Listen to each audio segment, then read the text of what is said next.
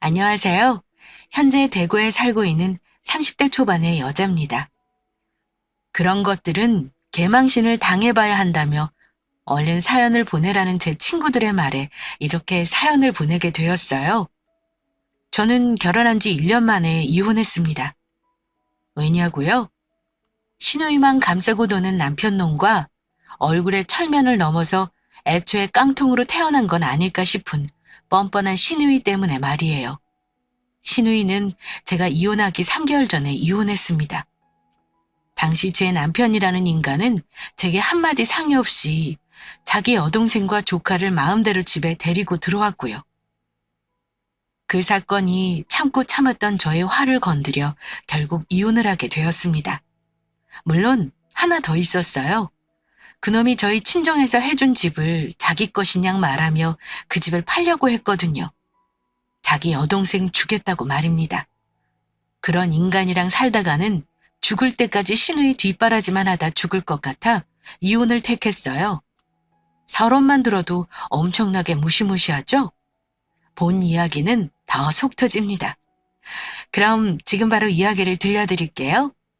실감나는 성우님의 목소리에 제 마음이 담기길 바라며 그럼 이야기를 시작하겠습니다. 혜진아, 나 때문에 굳이 그렇게 안 해도 되는데 장인 장모님 지인분들도 많이 오셔야 할 거 아니야. 그동안 축의금 하신 것도 많으실 텐데. 나는 신경 쓰지 말고 그냥 남들처럼 결혼식장에서 크게 하자. 내가 미안해서 그래. 됐어. 엄마 아빠가 먼저 말씀하신 거야. 그리고 축의금 보낼 사람들은 말 안 해도 알아서 다 보내고 해. 그러니까 신경 쓰지 마. 안 그래도 엄마 아빠가 오빠 걱정하더라. 결혼 준비 때문에 너무 마음 쓰는 것 같다고. 혹여나 그런 생각하지 마. 알았지? 나 원래도 간소한 결혼하고 싶다고 했었잖아. 그러니까 그만 얘기하자. 오케이? 알았어. 고마워, 혜진아. 저는 중학교 선생으로 재직 중입니다. 저희 친정 부모님 역시 두 분 다 교직에 계시고요. 위의 대화 내용처럼 결혼식은 부모님들이 그동안 다른 집 자녀들 또는 지인들 경조사에 마음을 쓴 것들을 다시 돌려받은 거로 많이들 생각하시잖아요. 하지만 저희는 결혼을 정말 가까운 친척 몇 분, 친구 몇 명 이 정도로 해서 아주 소규모로 했습니다. 이유는 딱 하나였어요. 남편을 배려하자는 친정 부모님의 제안이었죠. 남편이었던 그놈은 부모님이 안 계셨습니다. 저보다 2살 어린 시누이 한 명이 그 사람 가족의 전부였죠. 텅 빈 혼주석이 마음에 걸릴까 싶어 친정 부모님은 정말 식사 개념으로 다 같이 둥글게 앉는 테이블 형식으로 자리를 갖자고까지 하셨어요. 그때까지는 그놈도 저와 저희 친정 부모님께 정말 고맙다고 했습니다. 그런데 호의가 계속되면 권리인 줄 안다고 하더니 그놈과 그놈의 여동생은 점점 아무렇지 않다는 듯 저와 저희 친정엄마를 마치 돈줄로 보는 듯 했습니다. 자기야, 자기는 어릴 적부터 쭉 여유 있게 컸잖아. 우리는 못 그래서 그래. 조금만 이해해줘. 나도 새언니처럼 살았으면 이렇게 무력 부리진 않았어요. 내가 환경이 그래서 그래요. 저렇게 툭하면 자기네는 어렵게 자라와서 너처럼 평범하고 안정적으로 살아오지 못해서 라는 말을 앞세워 자기들이 하는 말도 안 되는 만행을 합리화시키기 일쑤였습니다. 갑자기 문득 떠오른 건데 신우이라는 그 여자애는 결혼 전부터 저한테 시어머니 노릇까지 하려고 했었네요. 결혼을 한 4개월 앞뒀을 때였을 거예요.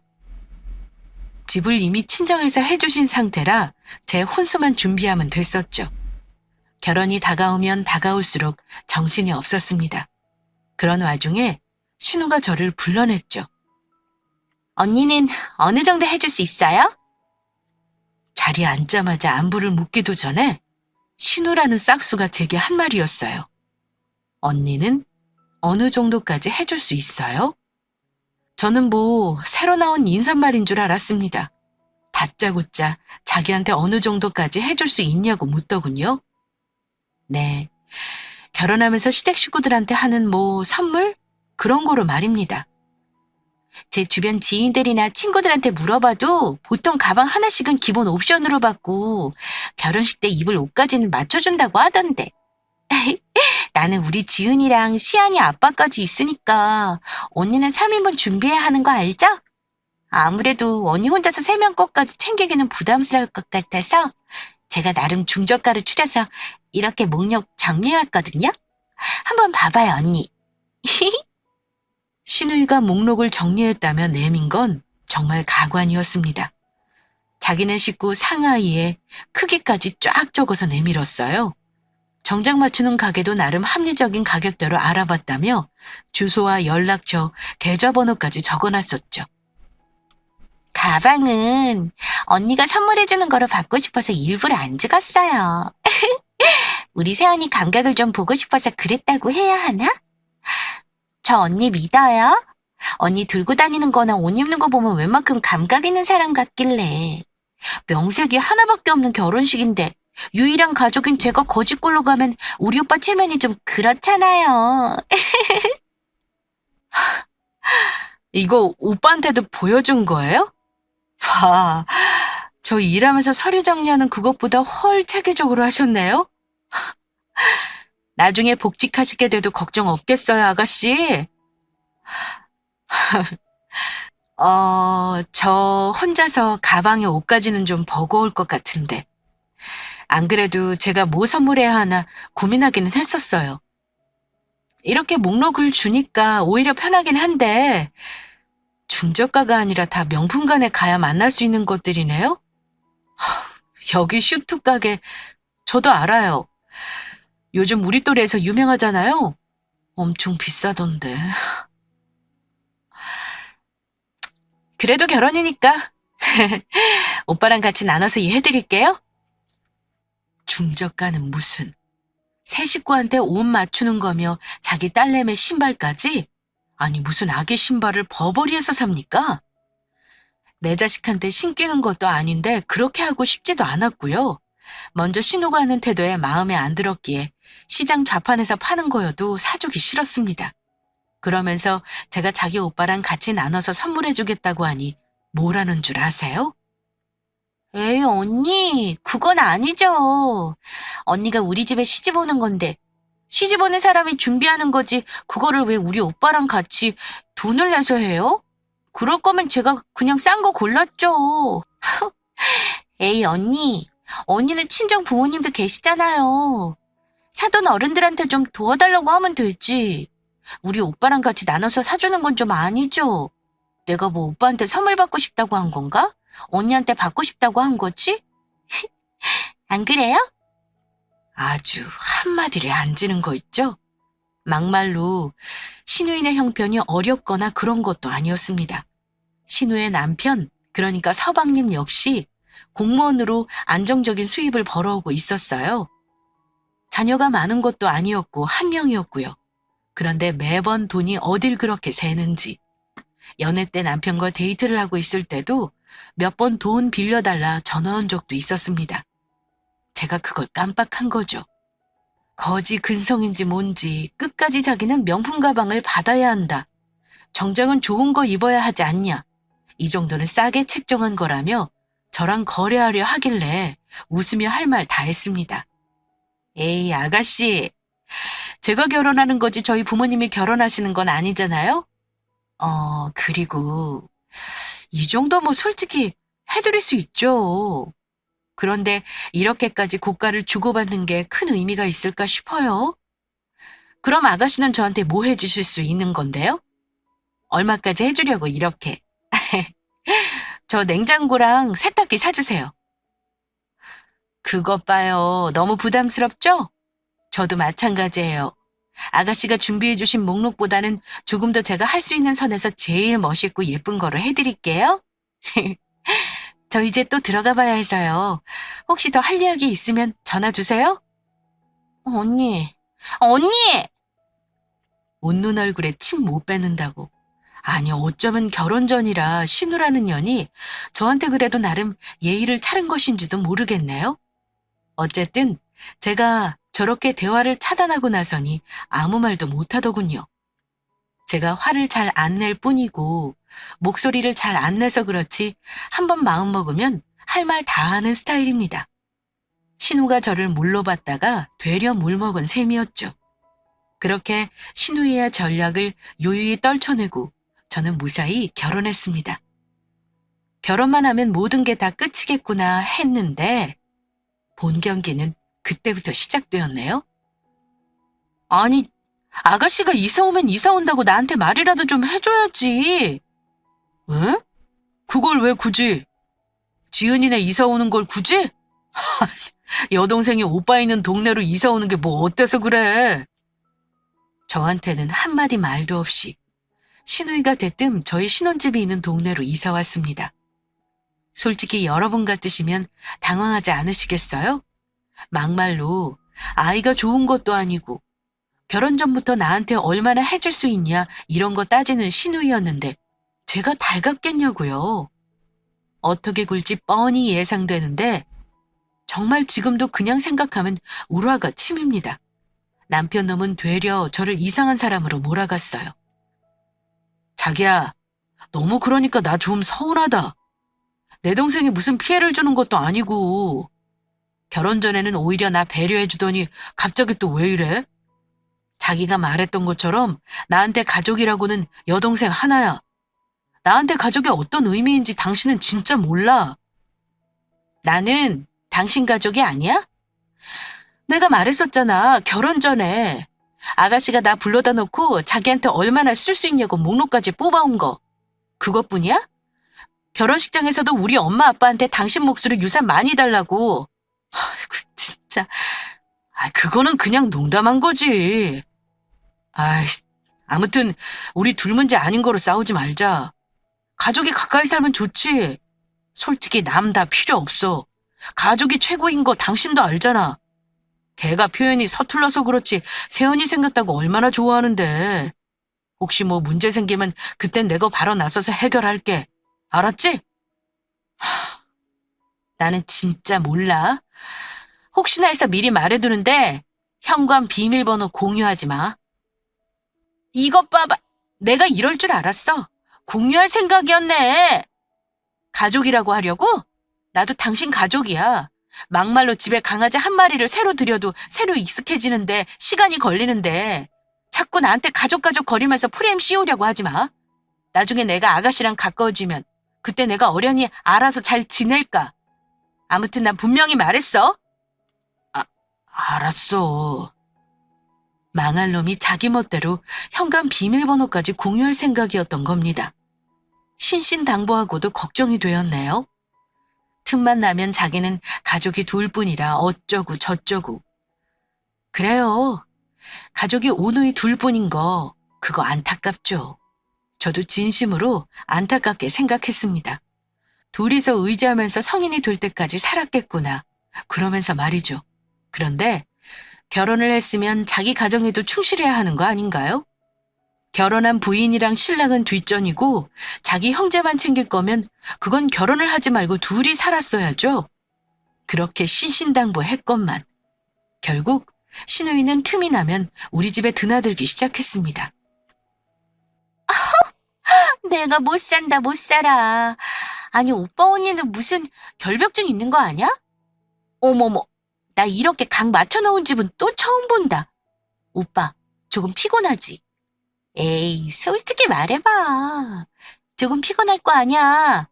언니 막 빡빡하게 굴지? 나, 내가 얘기 안 했나? 나 오빠 결혼 전에 언니 만나서 가방 좀 싼 거 사달라고 했거든? 그런데 그것 가지고 하나하나 따지고 들고, 아휴, 내가 됐다. 그랬다니까?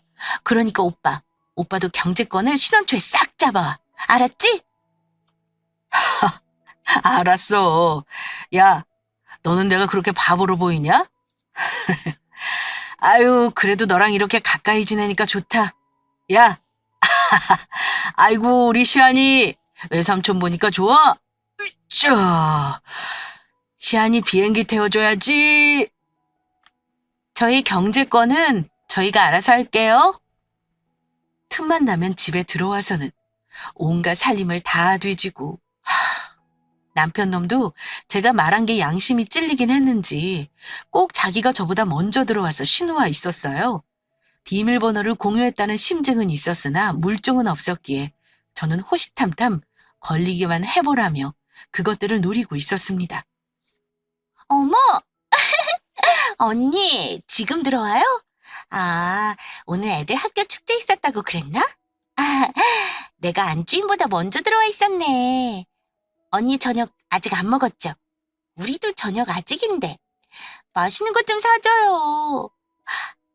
외숙모한테 맘마 사주세요 해야지. 여보. 당신 언제 들어왔어? 외숙모 완전 닌자다, 닌자. 그렇지. 소리 소문 없이 등장하는 닌자. 아니, 애가 하는 말은 농담이지. 경제권은 무슨. 그런 생각 진짜 요만큼도 없는 것 알지, 자기야? 맞아요, 언니. 내가 농담한 거죠. 네, 농담인 거 알죠? 여보, 내가 지난주에 분명히 말했잖아. 생활비 빼고는 각자 알아서 쓰자고. 그런데 뭐 경제권 가질 게 있나? 어쩌자, 아가씨? 제가 오늘 이 사람이랑 친정에 가기로 해서요. 엄마 아빠가 동네에 오셨다네? 나는 당연히 당신 혼자 우리 집에 있는 줄 알고 둘이서 가겠다고 했지. 미안해요, 아가씨. 우리 가족만 있으면 가는데 예비 형부가 같이 와 있어서. 혹시나 저희 친정 부모님만 계신다고 하면 빈대 붙을 게 뻔해서 얼른 예비 형부가 인사로 오는 자리라고 가로챘습니다. 사실 뭐 당시에도 형부는 워낙 오래 봐온지라 가족이나 다름없었지만 그 빈대 같은 계집애를 끌고 가기 싫었어요. 가까운 동네로 이사 오고 난 뒤에 진짜 얼마나 진상이었는지 몰라요. 우리 집에 와서 장 본 거 몇 개씩 쏙쏙 가져가고 하다못해 쌀도 퍼갔습니다. 두 식구 먹기에는 많으니까 내가 도와주는 거예요. 라는 저딴 말도 안 되는 소리를 하면서 말입니다. 그뿐이었는 줄 아세요? 한 번은 제가 진짜 미친 듯이 열받아서 소리 지른 날이 있었어요. 물론 그때 그 사건으로 한동안 신우가 발길을 끊었지만 말입니다. 아니, 언니 진짜 웃긴다. 그게 그렇게까지 지금 나한테 화낼 일이에요? 이게 지금? 그깟 한우 그거 얼마나 한다고. 아니 그거 정육점 가서 새로 사서 가면 되는 거 아니야, 막말로. 너무하네 정말. 언니는 가족끼리 이런 것도 이해 못 해줘요?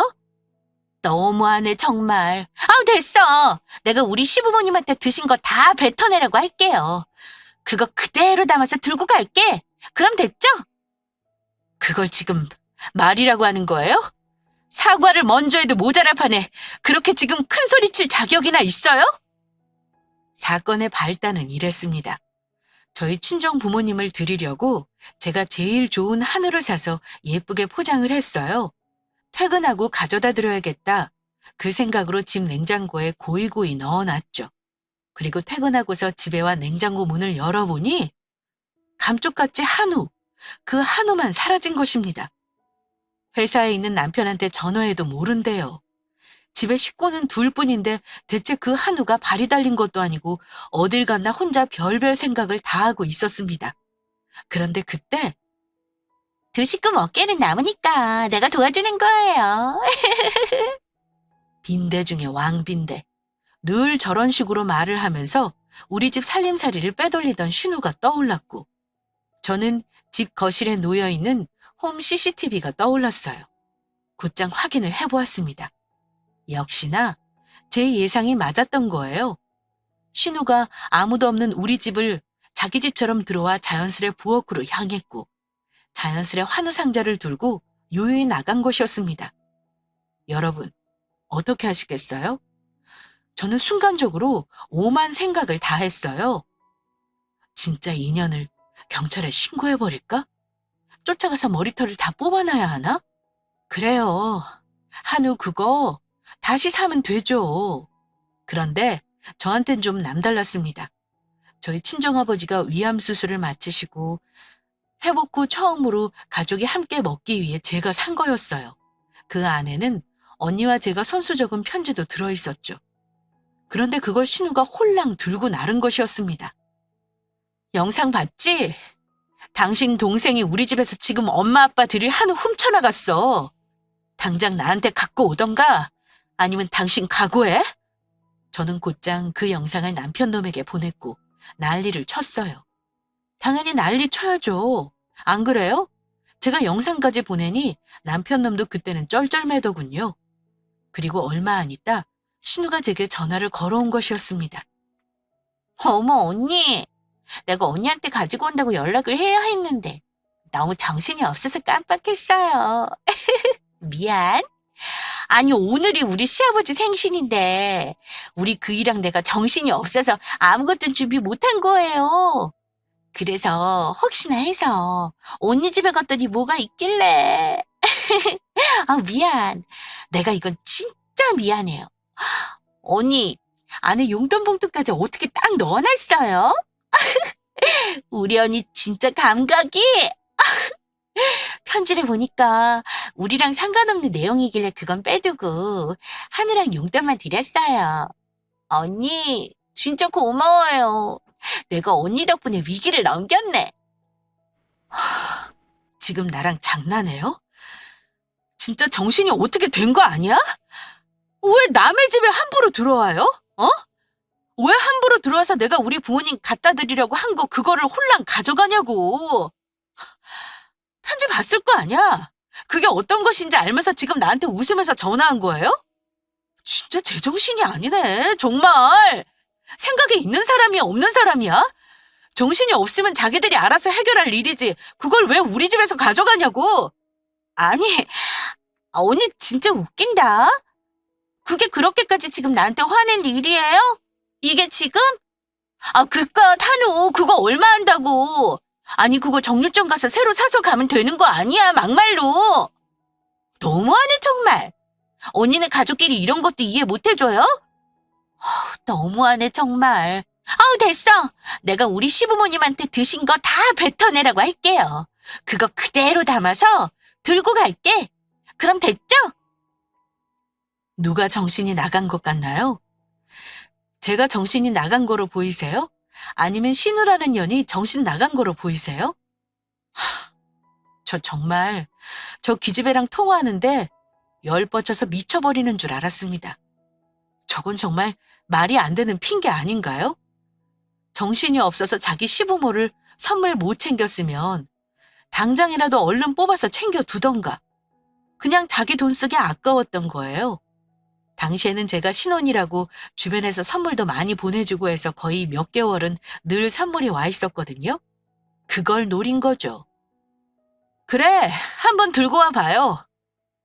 들고 와 보라고. 편지 봤다며. 봤으면 그게 어떤 것인지 알았을 테고. 하다못해 오빠한테 얘기 못 들었어요? 들었을 거 아니야. 어떻게 그래요? 대체가 앞으로 2번 다시 우리 집에 멋대로 들어오지 말아요. 알았어요?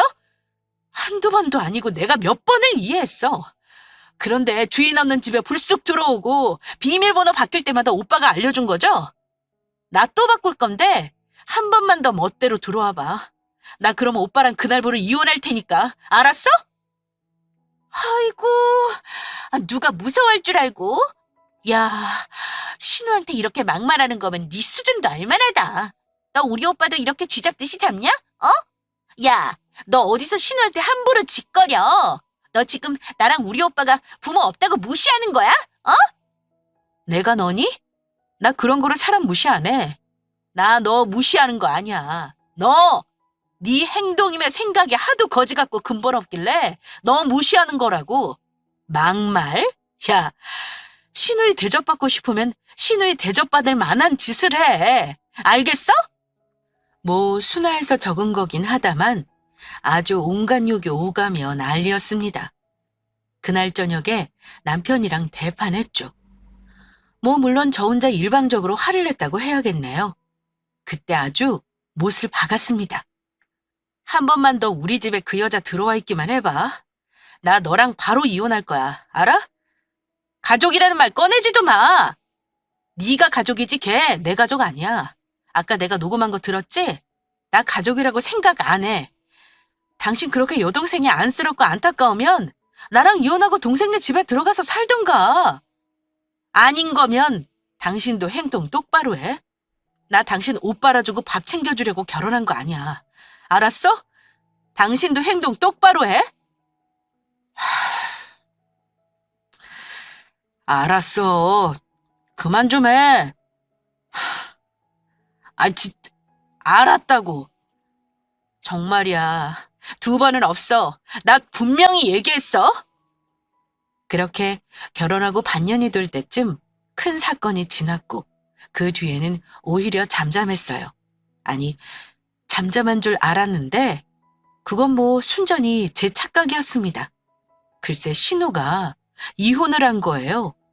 아니, 이혼을 당했죠. 나 참. 바람을 피웠더군요. 자기 남편 친구랑 말입니다. 그놈도 제정신 아니죠. 신우의 불륜 상대 역시 가정이 있는 남자였대요.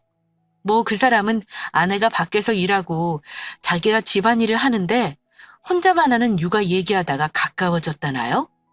그럼 가까워지기만 하고 끝날 것이지 불륜까지 왜 가냐고요. 그런데 신우의 이혼이 제게 불똥으로 왔습니다. 그날은 다름 아닌 주말 아침이었어요. 늦잠을 자고 있는데 거실 쪽에서 소란스러운 소리가 들렸습니다. 으쌰, 시안이 외삼촌 집 오염된 진흙이 좋지? 오빠, 부인은? 걔 어디 갔어? 지금 자고 있지? 이따 그 여자 일어나면은 네가 마음이 안 내켜도 진짜 미안하다고 사과해. 어? 그냥 사과하는 척이라도 해. 걔 그거 마음 약해서 금방 풀릴 거니까. 알았지? 그 사람 잘 구슬려야 여기 들어와서 지내지. 가만히 듣고 있자니 익숙한 목소리였어요. 네, 남편이라는 그놈이 자기 여동생이랑 조카를 데리고 집에 살금살금 들어온 것이었습니다. 신우는 이혼하면서 자기가 유책 배우자라 뭐 땡전 한 푼도 받지 못했어요. 아이 양육비만 받게 되었죠. 그리고는 동네 빌라에 투룸을 얻어 생활하고 있었습니다. 신우의 볼멘 소리가 거실을 타고 제가 있는 안방까지 들어왔어요. 목소리만 들어도 정말 소름 끼칠 만큼 재수가 없었습니다. 몰라. 그때만 생각하면 열뻗쳐 죽겠는데 진짜. 진짜 나 너무 억울해, 오빠. 내가 그 자식한테 뭘 그렇게 잘못했어? 오빠 부인도 그러고 왜 다들 나한테만 지랄이야, 지랄이. 너 절대 기죽지 마. 알았어? 막말로 네가 잘못한 게 뭐가 있다고. 여자는 당연히 사랑받고 싶어 뭐 그런 거라며. 김진우 그 자식이 자기 돈 번다고 밖으로 놔들고 너 외롭게 한 거 아니야. 그러니까 너도 어쩔 수 없었던 거지. 그만 울어 임마. 에이, 너 울면 오빠도 속상해. 그만 울어. 오빠, 나 우리 시은이랑 그런 골방에서 못 살겠다, 진짜. 내가 막말로 뭐 얼마나 잘못했다고. 망할 놈. 어떻게 위자료 한 푼 안 주고 그럴 수가 있냐고. 아니, 시은이 양육비만 가지고 내가 어떻게 살아? 남 밑에서 일하는 건 죽어도 싫단 말이야.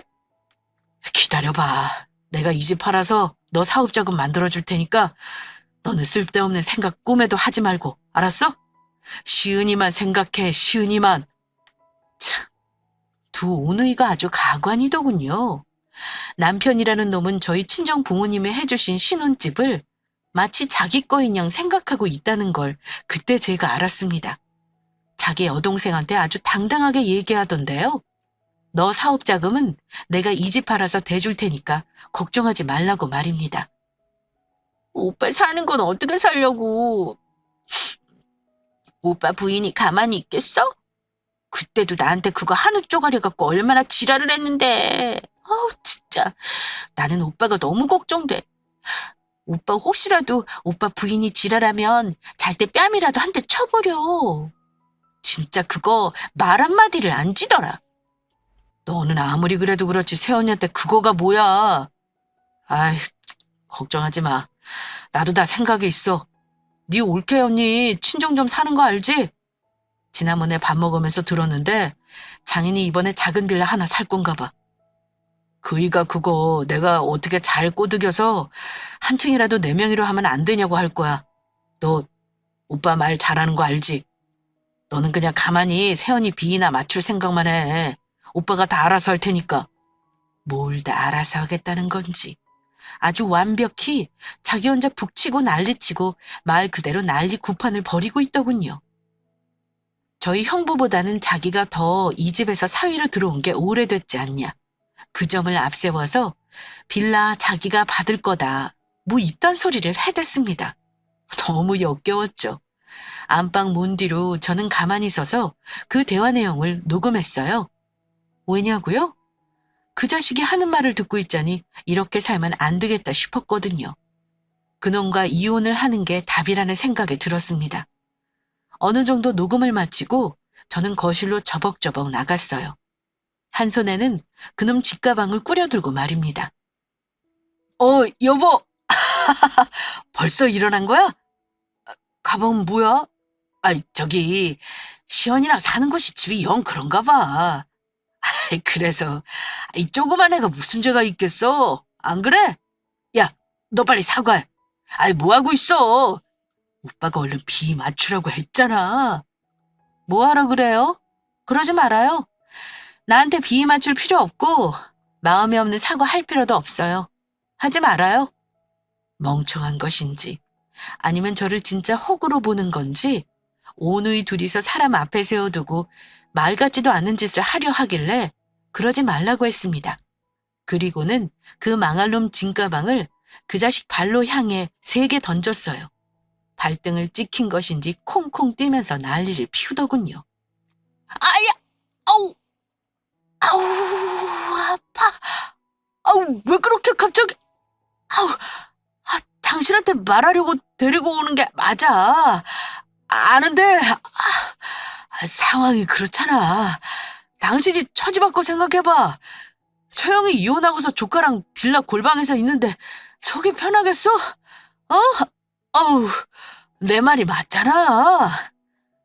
어디서 우리 언니를 바람 피운 여자랑 비교해? 왜요? 내가 또 막말했어요? 아가씨 바람 피워서 이혼 나온 거 사실이잖아요. 그래도 아가씨 남편이 얘기 생각해서 빌라까지 얻어주고 헤어진 건데 나 같으면 정신 차리고 일자리 구하겠는데? 야, 나 못해. 오빠, 나보고 저런 여자한테 사과하라고? 나 절대 못해. 내가 언제 사과하라고 했어? 웃기네 진짜. 야, 김호영, 너 진짜 사람이 어떻게 이렇게까지 바닥을 보이니? 생각이 그렇게 짧아? 문 하나 사이에 두고 사람 뒤통수 칠 계획을 그렇게 떠들어대? 나 진짜 웃음 참느라 힘들었던 거 알아? 웃긴다. 누가 이 집 네 거래? 아빠가 너한테 그 빌라 준대? 아주 혼자서 북치고 장구치고 난리더라. 어쩜 그렇게 오누이가 똑같냐 생각하는 수준이. 바람 피운 동생 감쌀 게 아니라 정신 차리고 똑바로 살라고 네가 욕해줘도 모자랄 판인 거야. 알아? 제가 뭐 틀린 말 했나요?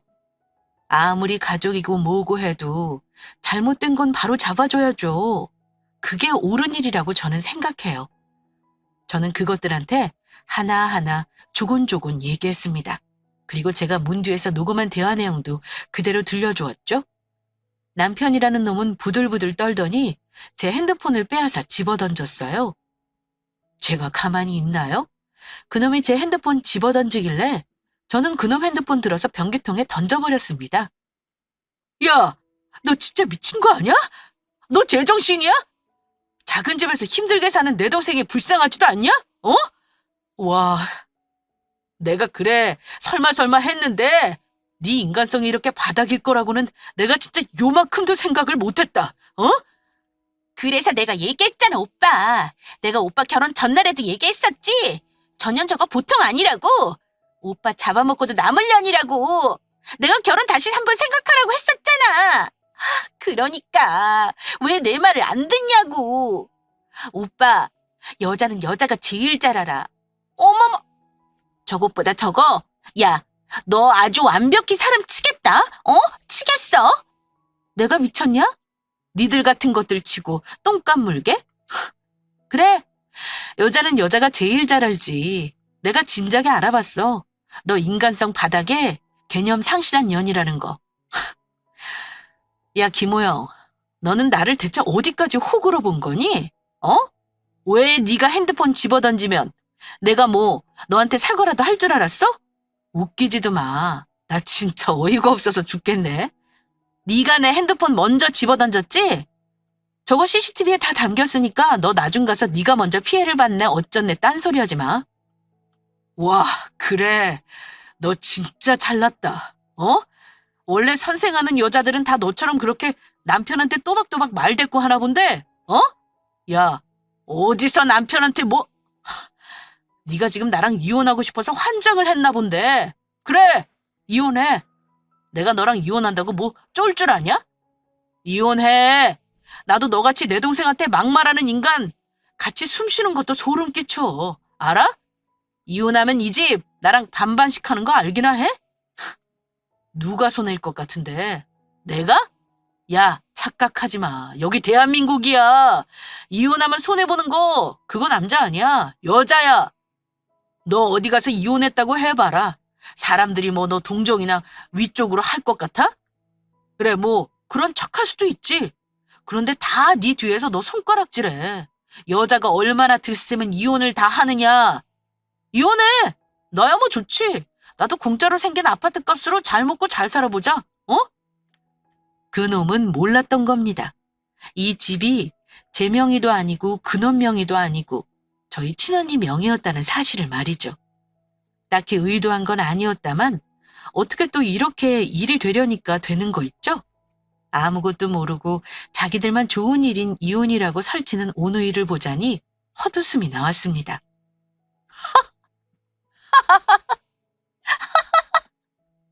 야, 와, 나 너무 웃겨서 눈물이 다 나네. 야, 김호여, 뭐 이 집을 나눠서 가죠? 너한테 꽁돈이 생겨? 꿈도 꾸지 마. 내가 설마니 이 집을 너랑 내 공동명의로 했겠어? 그게 말이 돼? 이 집 우리 언니 명이야. 왜? 그래서 당신이 그렇게 당당하게 나한테 이혼하자고 한 거구나? 이 집이 뭐 너한테 조금이라도 갈 줄 알고? 아이고, 말이나 되는 소리를 해야지. 저기 언니, 어디서 거짓말을 하세요? 우리 오빠가 분명히 결혼하면서 다 확인하고 결혼했는데 무슨 말씀이세요? 왜 인제 와서 이혼하려고 하니까 배 아픈가 보지? 어? 아이고, 나야말로 웃음이 다 나네. 와, 당신 진짜 너무 치사하다. 내가 그때 장인어른한테 분명히 들었어. 이 집 나중에 공동명의로 해주시겠다고.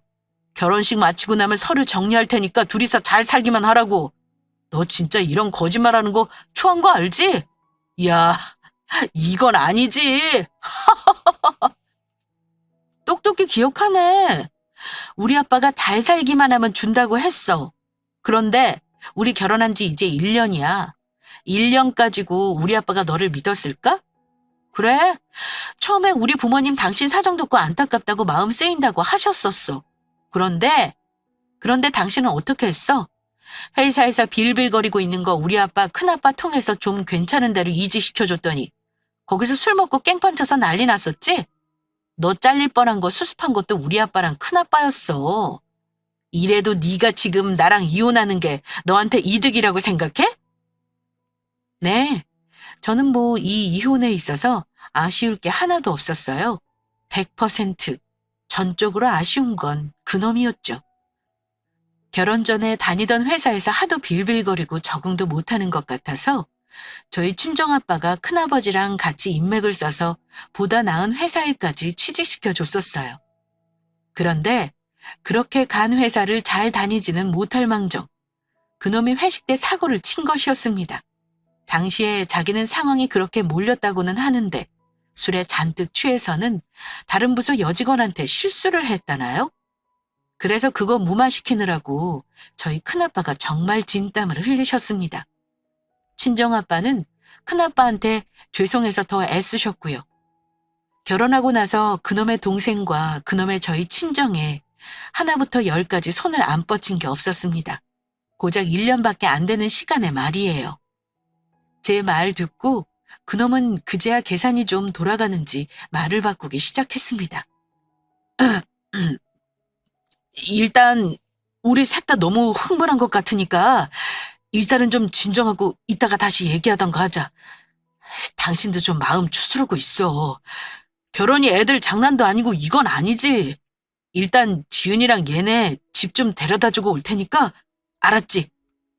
오빠 미쳤어? 뭘 다시 얘기해? 그리고 나 그 집 싫어. 조용히 좀 해. 좀. 일단 시안이 데리고 가 있어. 오빠가 다시 전화할 테니까 그때까지 일단은 여기 얼씬도 하지 마. 참 치사하죠? 상황 파악을 하고 나서는 금세 태도를 바꾸는 거예요. 그렇게 자기 동생 불쌍하지 않냐고 큰소리 치더니 대뜸 자기 동생을 집에 보내겠다고 하더군요. 그게 더 열받았습니다. 아니야. 당신도 같이 나가. 내가 당신 집 챙겨줬잖아. 같이 나가라고 챙겨준 거야. 여보, 일단 지금 너무 감정이 격해 있는 상태니까. 아니야. 나 지금 너무 차분한데? 이번 주 안으로 내가 이혼 서류 보낼 테니까 그냥 좋게 끝내자. 소송해봤자 당신만 손해인 거 알지? 그러니까 좋게 끝내자. 당신 지금 조용히 당신 동생이랑 안 나가면 나 경찰이며 우리 친정 식구들 다 부를 거야. 그러니까 조용히 나가. 여보, 내 얘기 좀... 알았어. 제가 핸드폰에 112 버튼을 누르고 들어보이자 그놈과 그놈의 여동생은 구시렁거리며 제 집에서 나갔습니다. 그 뒤로 저는 이혼 준비를 했어요. 치사한 놈. 그 자식은요. 저한테 연락해서는 그 집 명의가 정말 저희 친정언니 명의가 맞냐 확인시켜달라고 했습니다. 참 추하죠. 계약서를 보여주니 다시 저를 붙잡는 거예요. 제가 미쳤습니까? 어림없이 무시했습니다. 그리고 이혼을 했어요. 저한테 그런 막말을 하고 추태를 부린 그 인간을 큰아빠가 더는 안고 갈 필요가 없죠. 안 그래도 업무 능력이 떨어지던 그놈을 퇴사시켜 버렸습니다. 그래도 잠깐이나마 가족이었다고 실업급여는 받을 수 있게 해주셨다더군요. 우리 이렇게 헤어지는 건 말도 안 돼. 세상에 처음부터 맞는 사람이 어딨어? 우리 맞춰가자. 그놈은 끊임없이 제게 매달렸어요. 저요? 당연히 신경도 안 쓰죠. 차단해버렸습니다. 인연이 끊기긴 한 것인지 그 뒤로 현재까지는 같은 대한민국에 살면서도 한 번도 그 인간들 머리카락조차도 본 적이 없네요. 그냥 그 인간들은 결혼도 하지 않고 두 오누이서만 살았으면 좋겠습니다. 아차차, 내 신우이야. 너 이 채널 좋아했지? 이거 네 얘기 맞아. 혹시 듣고 있다면 너도 좀 반성해라. 그럼 그렇게 쭉 오빠랑 잘 살아봐. 분명히 듣고 있을 겁니다. 아유, 아주 빈대에다가 사랑을 돈으로 보는 나쁜 인간들. 여러분, 저 잘한 거죠? 제가 잘했다면 사연이 끝나는 지금 크게 한번 웃어주시길 부탁드릴게요. 그럼 저는 이만 물러나겠습니다. 이 세상에는 내가 의도하지 않는 일이 갑작스레 생기는 경우가 참 많습니다.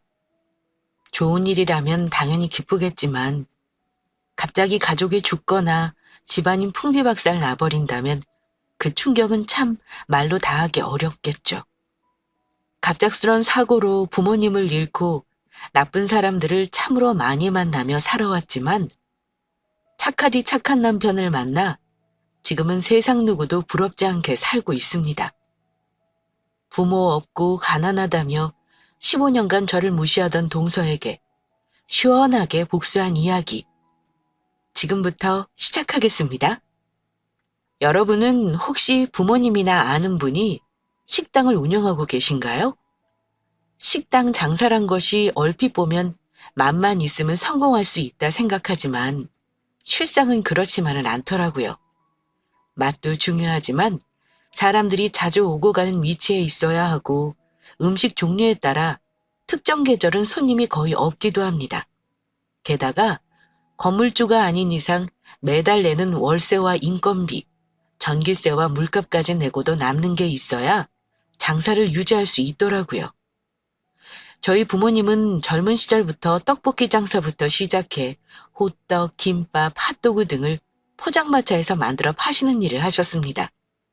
제법 맛있다는 입소문이 퍼져 단골들이 하나둘 늘어나니 목돈으로 동네 한가운데 작은 분식집을 차리셨습니다. 그때 당시 제 나이가 5살이었죠. 그리고 3년이 지나고 제가 학교에 들어갈 나이가 되자 부모님은 분식집을 접고 돼지갈비 장사를 하셨습니다. 사실 분식집과 다르게 갈비집은 더 손이 많이 가더라고요. 좋은 고기 고르는 것부터 양념에 들어갈 재료 하나하나 공을 들이셨죠. 그렇게 좋은 재료를 아낌없이 쓰다 보니 남는 건 많이 없었지만 동네에서 소문난 맛집이 되어 다른 지역에서도 찾아오는 분들이 늘게 되었습니다. 신선한 재료를 쓰는 것이 알려져 시에서 인증까지 받았고요. 어느새 동네에서 저희 가게는 유명 인사가 되었고 자연히 저도 학교에서 유명세를 타게 되었죠. 혜리야, 나 어제 부모님이랑 너네 부모님 하시는 갈비집 갔다 왔는데 진짜 맛있더라. 넌 좋겠다. 그렇게 맛있는 거 매일 먹고. 아, 그랬어. 맛있었다니까 기분 좋다. 다음에는 오기 전에 나한테 연락해줘. 엄마가 친구들 오면 음료수 서비스로 하나 주신다고 하셨거든.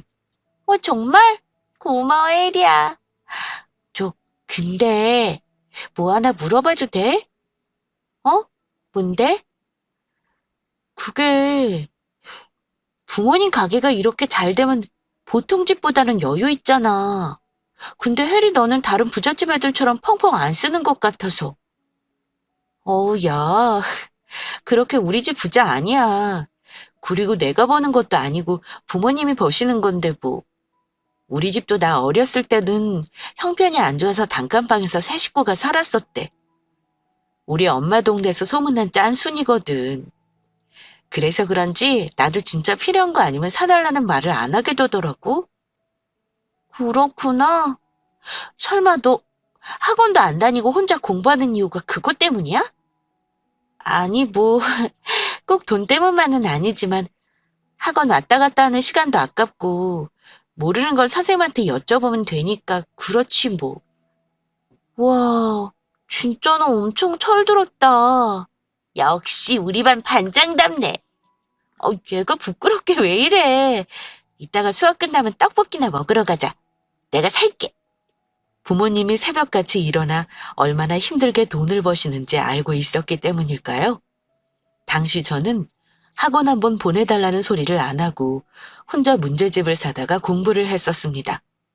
물론 당시 성적은 아주 최상위권은 아니었지만 그래도 반에서 세 손가락 안에는 들었습니다. 중학교에 이어 고등학교에서도 좋은 성적은 꾸준히 이어졌고 진로에 대해 진지하게 고민해보는 시간도 갖게 되었죠. 한참을 고민 끝에 제 목표는 수도권에 있는 한의대 진학이었습니다. 사실 엄마가 식당 일로 매일 허리가 아프다는 말을 달고 살았었거든요. 병원에서 물리치료를 받아도 며칠밖에 효과가 없었는데 한의원에서 6개월 정도 침치료도 받고 약도 드시니까 크게 좋아지시더라고요. 그걸 보며 엄마를 비롯해 몸이 아픈 분들에게 한의사가 되어 치료하고 싶다는 마음이 저절로 들더군요. 그렇게 저는 고등학교 3학년생이 되었고 든든한 부모님의 지원 속에 수능까지 잘 보았습니다. 그런데 대학 입학을 앞두고 청천벽력 같은 일이 찾아왔습니다. 부모님이 두 분 모두 대낮에 교통사고로 돌아가신 것이었습니다. 있어서는 안 되는 일이, 절대 믿을 수 없는 일이 일어났죠. 당시 동네 시장에서 식재료를 싣고 아빠가 운전하던 중 갑자기 역주행하는 대형 덤프트럭과 충돌해버린 것입니다. 당시 해당 트럭 기사는 만지 상태였고 가해 운전자 역시 사망해버렸기에 책임을 물을 수도 없게 되어버렸습니다. 대학 입학 전에 부모님과 제주도 여행을 다녀오려고 좋은 곳들을 찾고 있었는데 한순간에 돌아가시고 만 것이죠. 참 허망했습니다. 그 슬픔은 정말 누구도 위로할 수 없었고 걷잡을 수 없이 커지고 말았죠.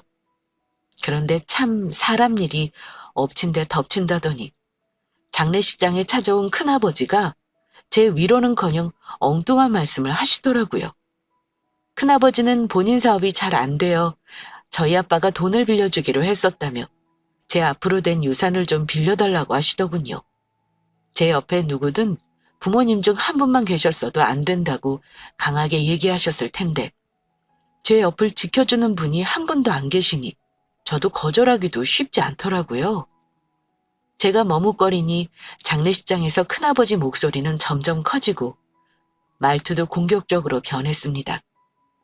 옆에 있던 큰엄마는 한 번만 도와주면 꼭 갚겠다고 사정하다 보니 결국 바보같이 그 큰 돈을 빌려드리게 되었죠. 하지만 그 결과는 예상보다 훨씬 더 처참했습니다. 부모님께 받은 재산 대부분을 가져갔던 큰아빠는 한 달이 지나고 세 달이 지나도 감감무소식이었거든요. 기다리다 지친 저는 사람을 시켜 뒷조사를 해보니 큰아빠는 도박으로 돈을 모두 날리고 연락을 끊어버렸더라고요. 큰엄마와는 어찌어찌 연락이 되었지만 큰엄마 역시 피해자와 다를 바 없었습니다. 남편은 도주했고 혼자 자식들을 먹여 살리는 큰엄마를 보니 소송하겠다는 말이 쉽사리 안 나오더라고요. 그렇게 순식간에 빈털터리가 된 저는 밤마다 부모님 생각에 울먹이며 잠을 못 자는 날이 늘어만 갔습니다. 결국 이렇게 살다가 죽을 수도 있겠다는 생각에 정신과에 다니게 되었고 신경안정제까지 복용하게 되었죠. 하루라도 약을 먹지 않으면 정신이 피폐해져서인지 귀신까지 보이더라고요. 결국 전 대학교 입학을 하지 못했고 고등학교 졸업장만 들고 20살에 사회생활을 시작하게 되었습니다. 절 안타깝게 여긴 고등학교 담임 선생님이 그러시더라고요. 혜리야, 세상에 너처럼 똑똑한 아이가 대학을 안 가는 게 말이 안 돼. 선생님이 입학금이랑 첫 학기 등록금은 도와줄 테니까 다니는 건 어떠니? 너무 안타까워서 그래. 저 선생님, 말씀만으로도 감사해요. 근데 제가 아직 마음 정리가 다 안 돼서요. 몸도 마음도 다 회복되면 그때 제가 열심히 돈 벌어서 학교 다닐게요. 약속할게요, 선생님. 그래. 살면서 힘든 일이 있거나 고민되는 일이 있으면 얼마든지 선생님한테 연락해. 선생님이 항상 혜리 응원하는 거 잊지 말고. 감사합니다, 선생님. 저도 이제 성인이니 한번 열심히 살아볼게요. 그렇게 호기롭게 20살 사회생활을 시작했지만 세상은 역시 만만하지 않았습니다. 제 사정을 알고 있는 동네 사람들도 처음에는 앞다투어 제게 아르바이트 자리를 소개해 주더라고요. 그런데 막상 가게에서 일을 시작하니 사장님은 이런저런 이유로 월급을 주지 않거나 시급 대비 지나치게 힘든 일을 시키기도 했습니다. 제게 남은 재산은 부모님과 살던 집 한 채뿐인지라 어떻게든 돈을 모아야 했죠. 저기 사장님, 저 지난달에 못 받은 급여는 이번 달에 받을 수 있는 거죠? 저도 돈이 있어야 생활해서요. 아이고, 나도 알지. 근데 정말 미안한데 이번 달에 절반밖에 못 줄 것 같아. 이번 달 미수금이 너무 많아서 나도 생활하기가 빠듯할 정도네. 대신 혜리 네가 먹고 싶은 거 하나 포장해 가게 해줄게. 마음껏 골라. 사장님, 지금 먹고 싶은 게 중요한 게 아니라요. 급여는 웬만하면 제 날짜에 주세요. 제가 사채하려는 게 아니라 관리비랑 통신비처럼 꼭 내야 할 요금들이 있어서 그래요. 부탁드릴게요. 내가 언제 돈 떼먹는다냐? 젊은 애가 왜 그리 고지식해?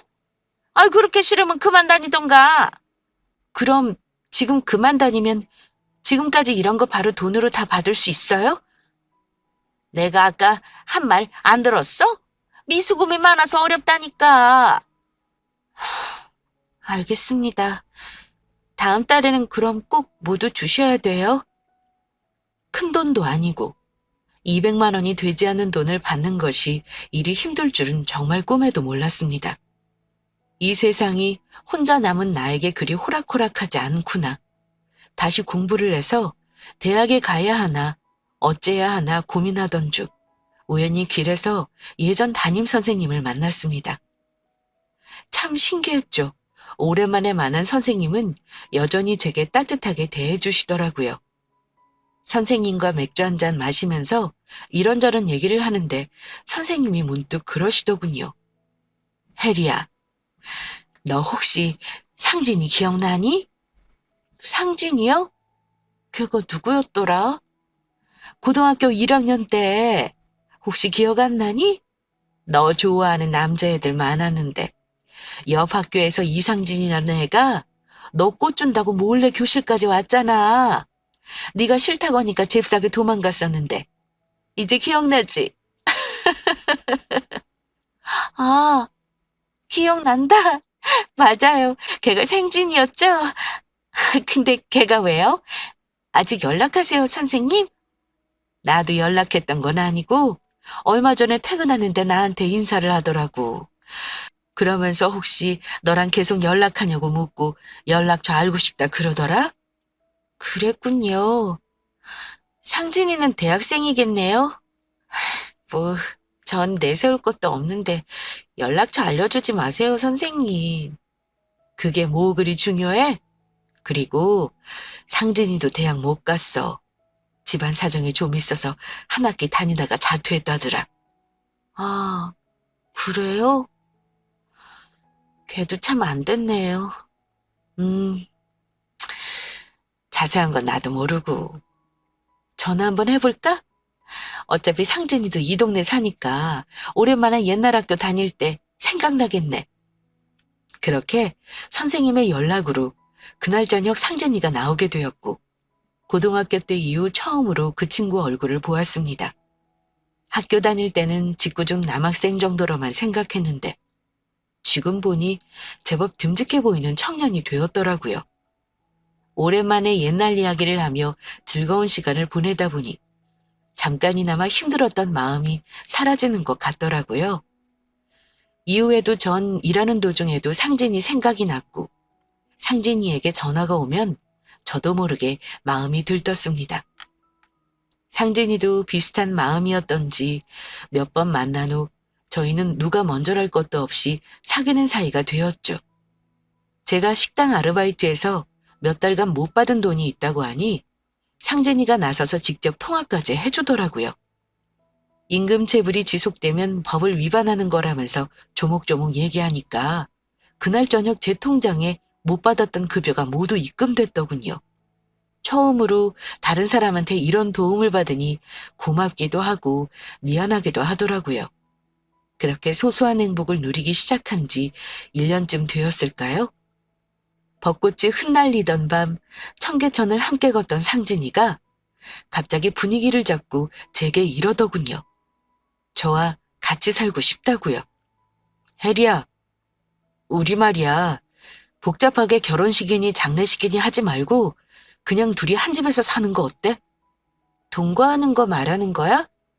아니, 동거 말고 정식으로 혼인신고하고 사는 거 말하는 거야. 뭐? 나야 부모님이 돌아가셨으니까 큰 상관은 없지. 근데 넌 부모님이 계시잖아. 자식이 결혼하는데 식도 안 올린다고 하면 무척 서운해하시지 않을까?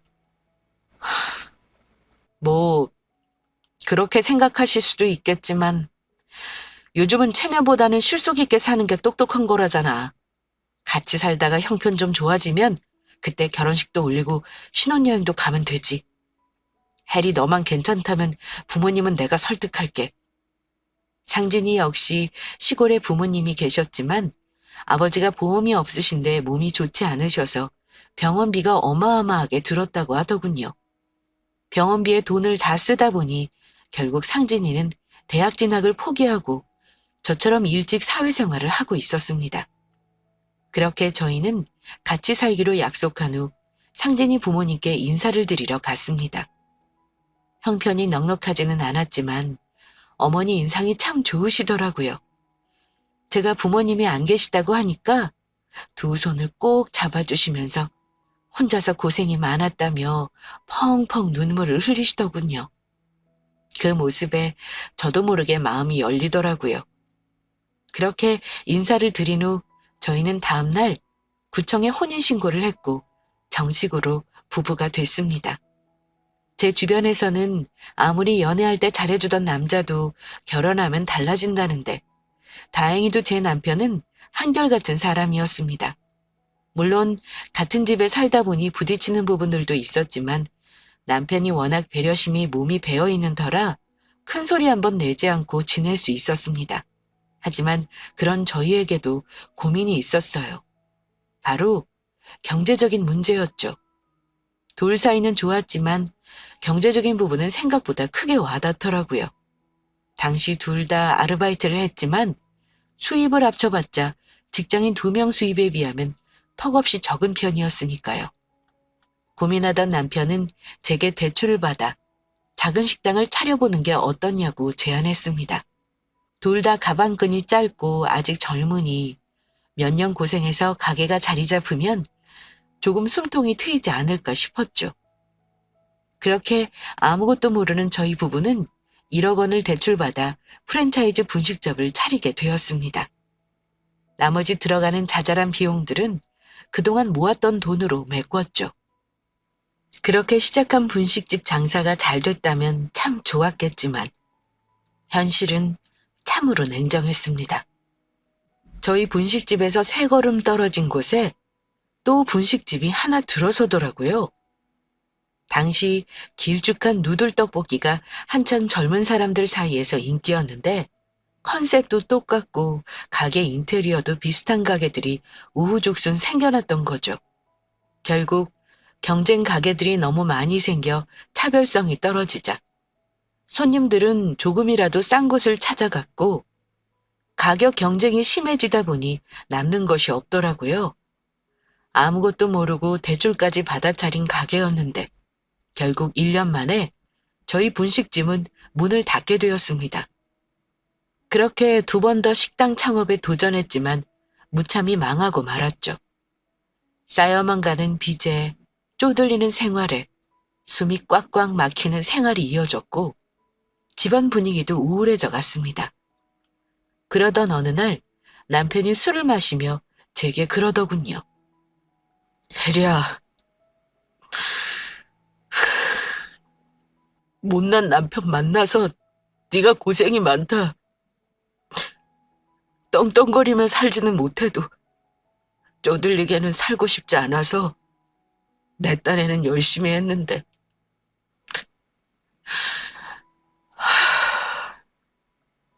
결과가 왜 이 모양인지 모르겠어. 지금이라도 우리 헤어질까? 나 말고 돈 잘 버는 남자 만났으면 네가 지금처럼 고생 안 해도 되잖아. 아니 여보, 무슨 그런 나약한 말을 해. 우리 이제 겨우 30이야. 아직 인생의 절반도 안 살았는데 무슨 할아버지 같은 소리야? 인생 경험했다고 생각하고 우리 당분간은 다른 생각하지 말고 바짝 일해서 빚부터 다 갚자. 그런 다음에 집도 알아보고 앞으로 계획도 세워보면 되지. 지금 힘들다고 나중에 힘들란 법 있어? 나 믿고 더 열심히 살아보자 여보. 혜리야, 고마워. 내가 힘이 돼줘야 하는데 내가 너한테 의지하고 있네. 나도 이제 술 먹는 거 오늘이 마지막이야. 빚 다 갚고 새 집 들어갈 때까지 술 끊을게. 비록 저희는 가진 돈 한 푼 없고 빚만 진 상황이었지만 젊었고 긍정적인 마음가짐 덕분이었는지 그렇게 죽을 만큼 힘들다는 생각은 들지 않더라고요. 물론 남들 다 놀러 가고 맛있는 거 먹으러 다닐 때 한 푼이라도 더 갚으려고 배달 아르바이트라도 한 건 더 한 적은 많았습니다. 남들은 다 저리 편히 사는 것 같은데 왜 우리만 이럴까 하는 생각도 들긴 했어요. 그렇지만 힘들다고 생각하면 한없이 힘들지만 이런 순간도 있어야 나중에 더 성공할 수 있다고 생각하니 마음이 좀 괜찮아지더라고요. 그렇게 3번의 실패를 겪은 저희 부부는 남편은 트럭 운전사로 저는 대형 카페 매니저 일을 했습니다. 주말이 되면 각자 배달 아르바이트와 부업을 하며 쉬지 않고 일했습니다. 그 덕분에 3년 만에 빚을 다 갚았고 이후 10년 동안 3억 원을 모았죠. 그 사이에 남편 가족에게 좋은 일도 생겼습니다. 2살 차이가 나던 시동생이 결혼할 사람이 생긴 것이었죠. 동서가 될 사람은 네일아트 샵을 운영했는데 제법 장사가 잘 되어 직원까지 두고 있다고 하더라고요.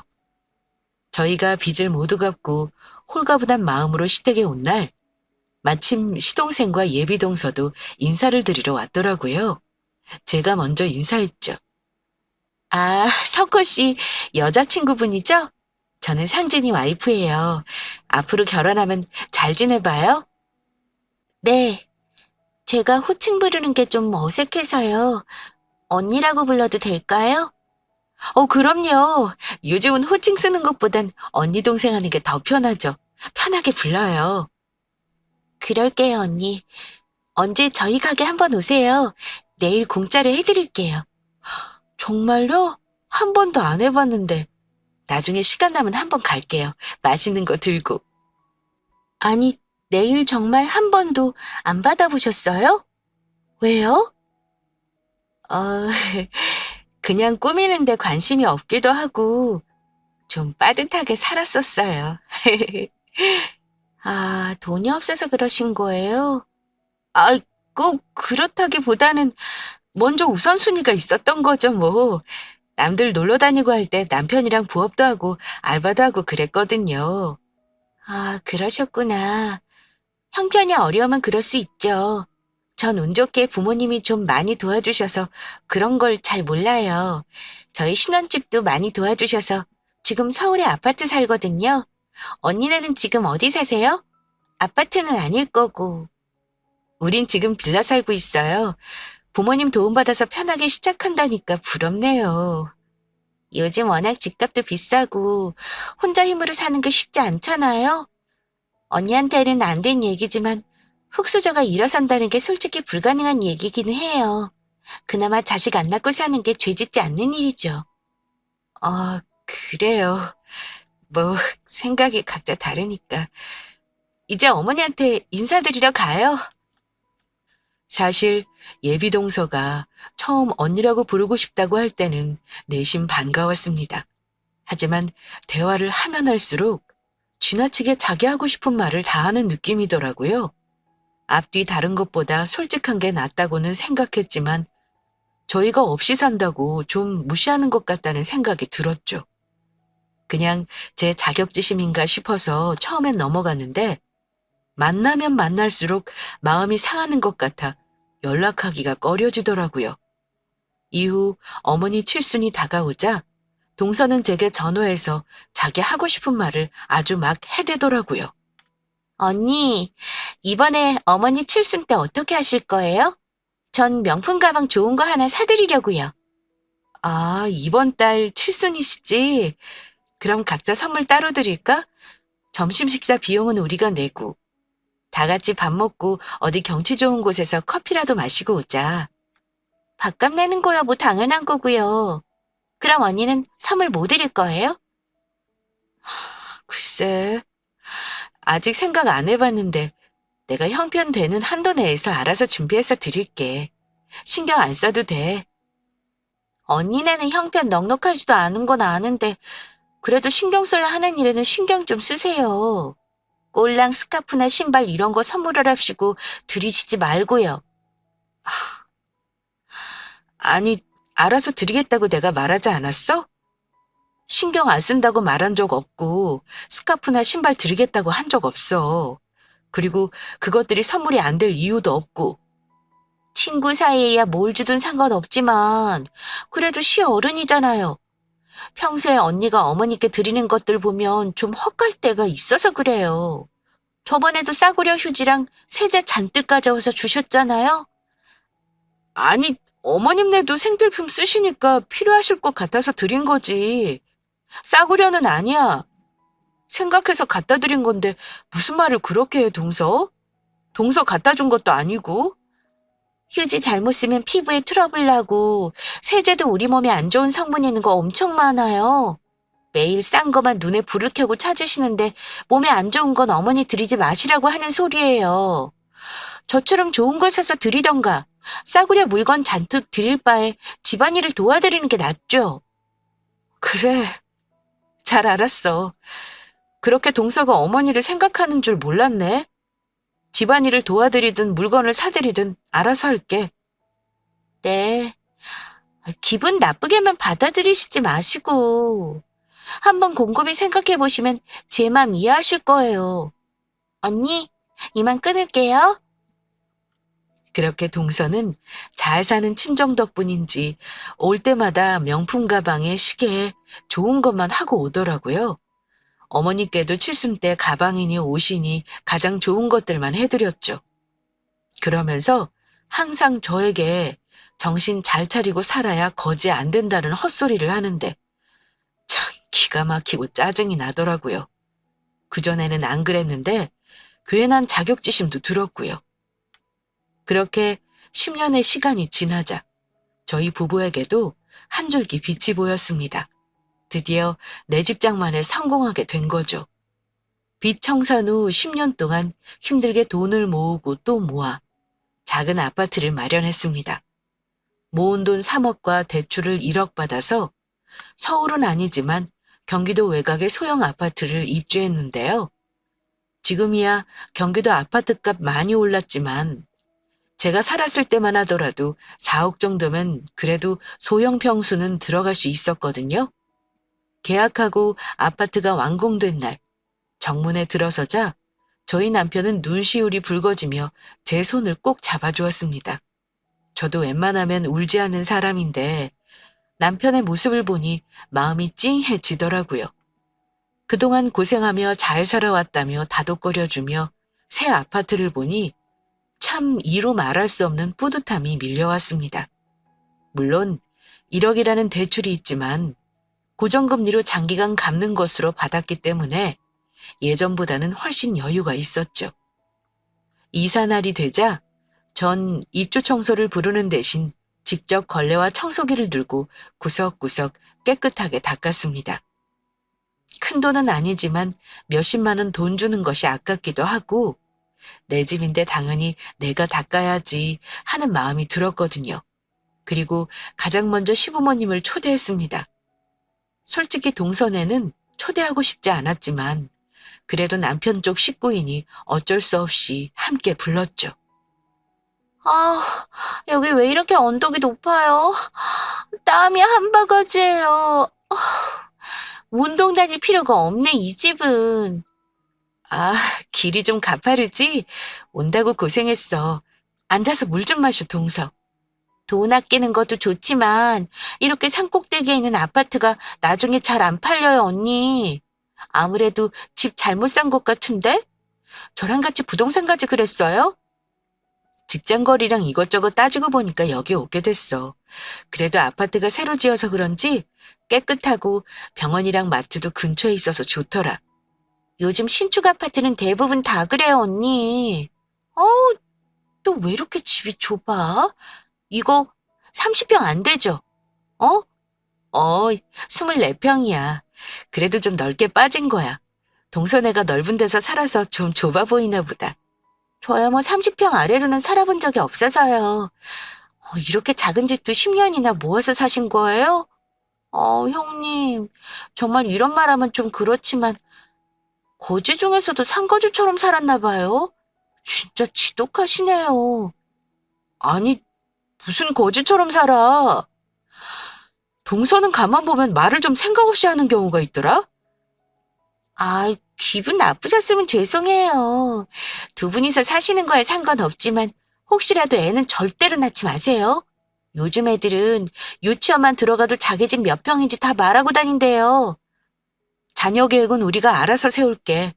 동서가 참견 안 해도 돼.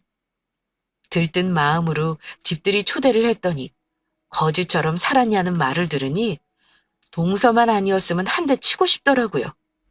어머님은 저희 얘기를 들으시며 괜히 눈치가 보이셨는지 집이 아담해서 좋다며 저희 고생 많이 했다고 칭찬하시고는 음식까지 싸우셨더라고요. 동서는 뭘 사왔냐고요? 특별히 백화점에서 사왔다며 수제 롤케이크 하나를 사왔는데 사람들이 한 입씩 먹으니 빵이 사라질 정도로 정말 양이 작더라고요. 이후 동서는 화장실도 작아서 공황장애에 걸릴 것 같다느니 부엌 인테리어가 싸 보이니 고급 자재로 교체하라느니 하는 말들을 하더군요. 이후 사람들이 돌아간 후 저는 남편에게 그동안 동서로 인해 기분 나빴던 것들을 다 털어놓았습니다. 남편도 그동안 내심 말은 안 했지만 동서 행동이 달갑지 않은 모양이더라고요. 매번 만날 때마다 사람 무시해 자기 자랑만 내세우니 다음부턴 절대 동서는 초대하지 않겠다고 다짐했죠. 그렇게 시간이 지나고 추석이 되었습니다. 어머니, 동서는 이번에 왜 못 내려오는 거예요? 무슨 일 있대요? 아휴, 말도 마라 얘. 작은 애 가게가 이번에 문 닫았다는구나. 네? 아니 직원까지 둘 정도로 잘 됐다면서요. 왜 갑자기 문을 닫았대요? 그야 뭐 나도 정확하게는 모르지만 둘째한테 듣기로는 작은 애가 말을 좀 함부로 하고 다니다가 손님들 사이에서 평이 나빠진 것 같더라고. 아, 그래요.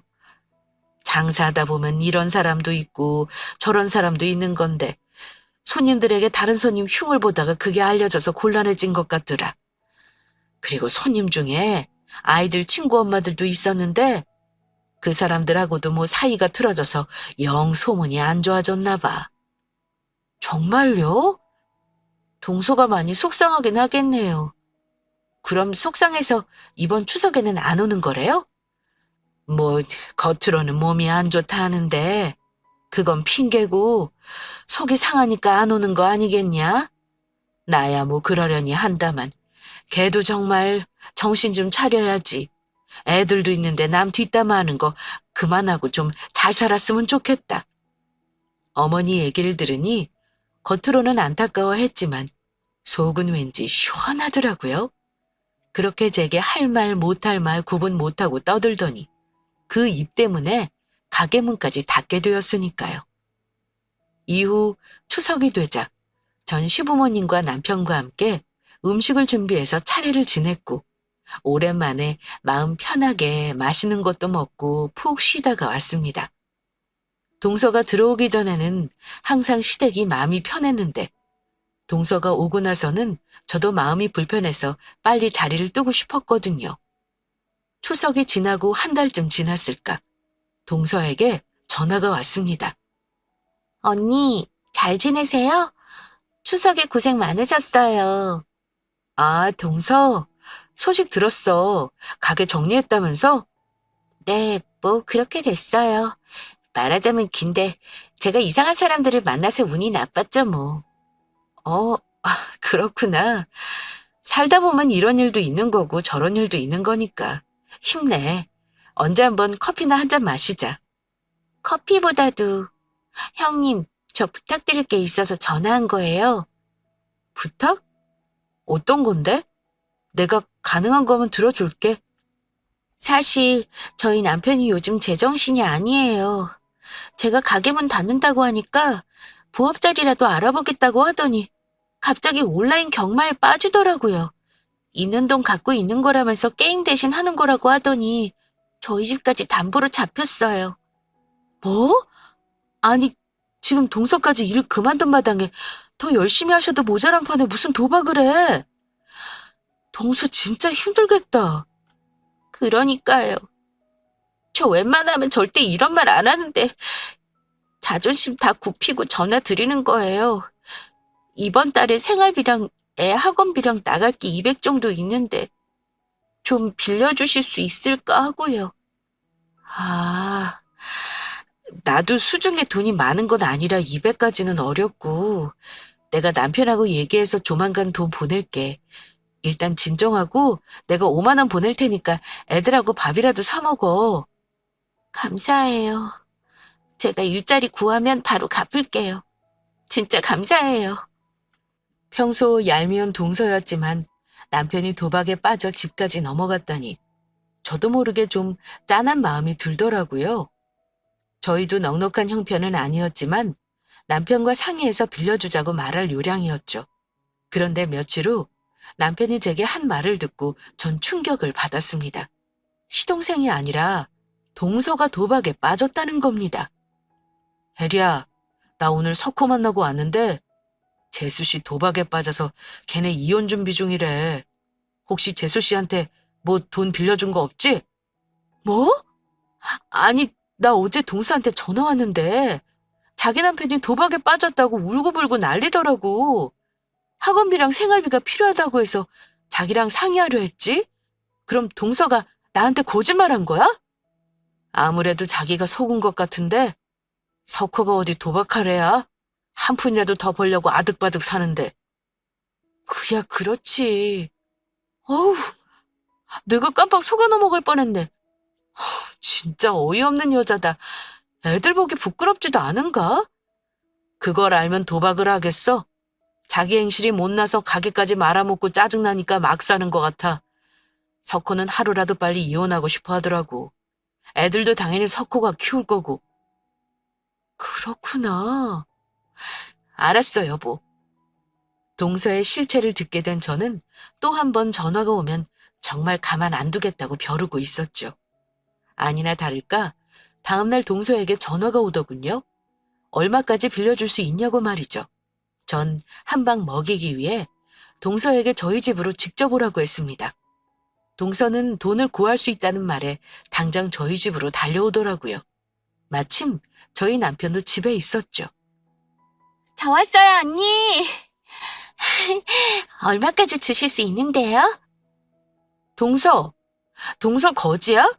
왜 거지처럼 돈을 구걸해? 아니, 돈 빌려주실 수 있다면서요. 그래서 제가 여기까지 온 거잖아요. 그리고 사람 앞에 두고 거지라니 그게 무슨 막말이에요? 옛날에 동서가 똑같이 그 말 했잖아. 기억 안 나? 우리 집 집들이 와서 제일 먼저 한 말인데. 제가 그랬어요?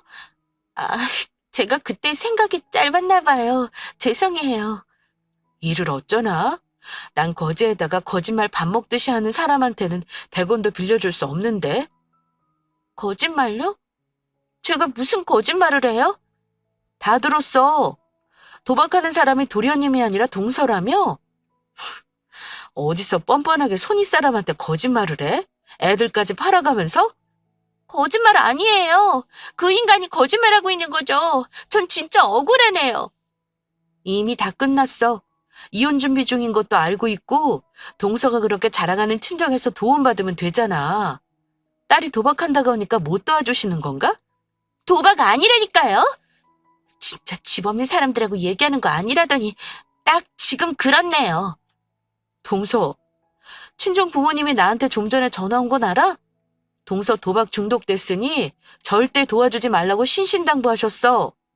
친정에서도 이미 내놓은 자식이라는데 이제 어쩌나? 정말요?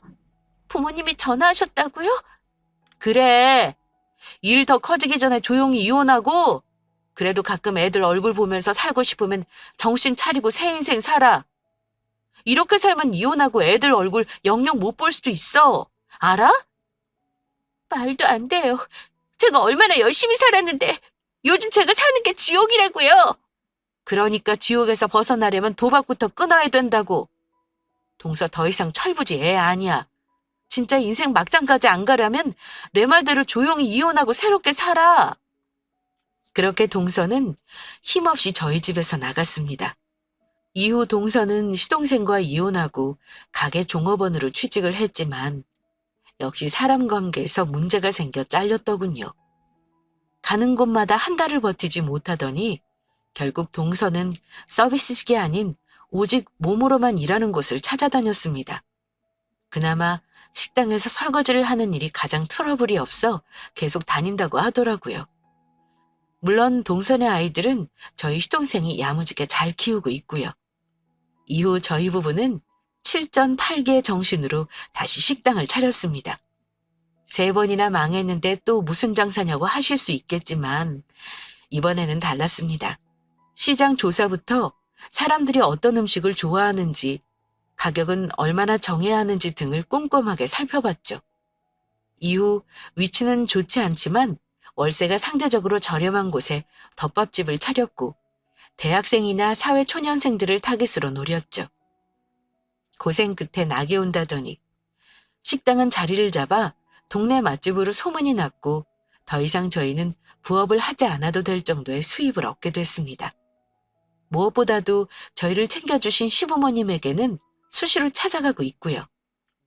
요즘은 금수저다 흙수저다 하며 어린 아이들 사이에서도 계급을 나누는 일이 당연시된 것 같아 씁쓸합니다. 형편이 어려우면 성공하기 쉽진 않지만 그래도 열심히 하다 보면 언젠가 웃는 날도 온다는 걸 알려드리고 싶네요. 지금 어떤 상황에 처해 계시든 여러분의 인생을 응원하겠습니다.